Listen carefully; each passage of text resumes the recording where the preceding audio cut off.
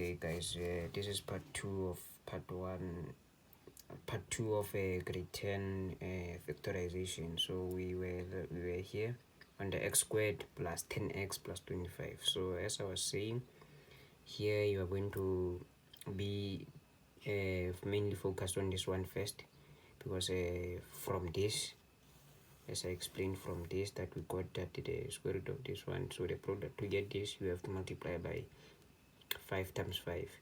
As I told you that this one, it's either you add or you subtract the same numbers, these ones. So basically, since it's plus here, it's gonna be plus. So when you check it, it's like you are saying going to say x times x gives you x squared, and 5 times 5 it gives you 25.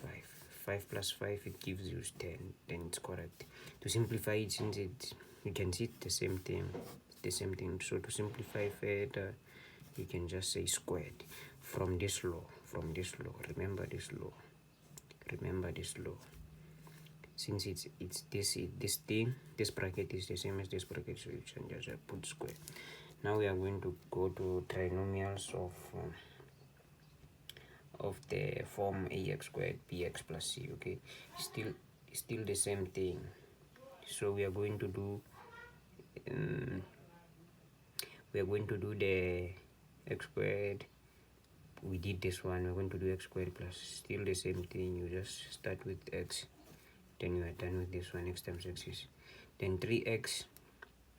You're going to start with 2. You know that 2 plus 1 is 3, and 2 times 1 is what? Is 2. So we're going to put 2 here and put 1. Since the sign is plus, we're going to put plus. So 2 plus 1 is 3. 2 times 1 is 2.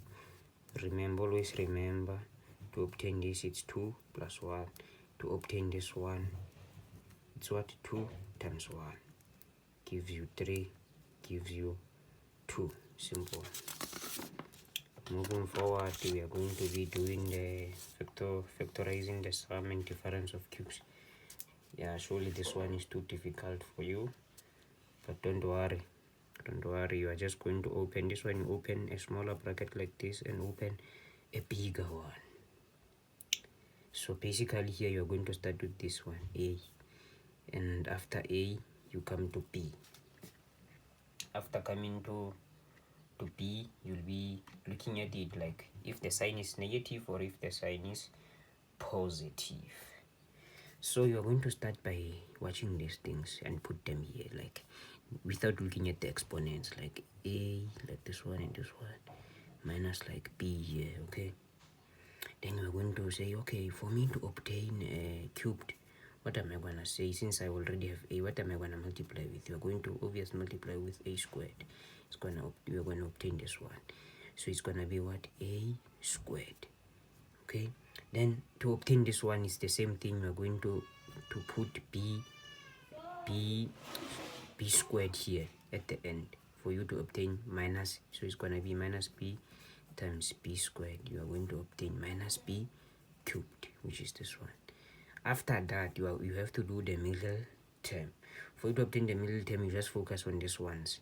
It's the product of this and this and this. So you are basically going to say what? You are going to put, it's gonna be since you already have a negative, you know that a negative and a positive will give you this negative, which is this one. So you are going to put a positive here to obtain a negative. So you are going to put the product of this a and b and put in a positive here. Then you have solved this one. Then to do this one, lastly, it's the same procedure, just different. This one is more complex. Same procedure. You're going to look at this one. You can also solve it and say y cubed minus 4 cubed to make it simple. You can punch on a calculator.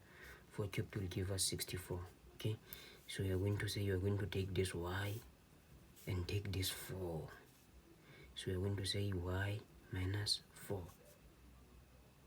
Okay, then we're going to put y squared here. Then we're going to put 4 squared, so that you can obtain 4 cubed. Then we're going to take the product of this, which is 4y plus, yeah. Okay guys, yeah, this is how it's gonna be. If you can check it, it's gonna give you why it's gonna return you. You can check it step by step and it's gonna return you here. Okay guys, please subscribe and like and share. Thank you for watching the video.